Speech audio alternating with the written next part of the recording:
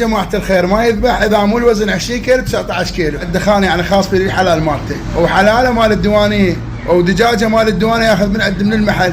هي مالته الصلاه على محمد وال محمد. السلام عليكم يا جماعه الخير، تدرون بي صار لي 4 ايام بسليمانيه، بس الله شاهد انا من اجي هنا يوم بسجاد اقول له سوي لي تكه معدله بكذب. يوم بسجاد المياحي يا جماعه الخير، بس شوف الطلي وهاي اللي هي مالته، عنوانه الديوانيه شارع الاسكان، عراقه درجه اولى، امانه الله ورسوله، امانه الله والرسول. هذا المعلاق مال الغنم، وطبعا الدجاج مالته حتى فريش مال الديوانيه ما يشتغل مجمد.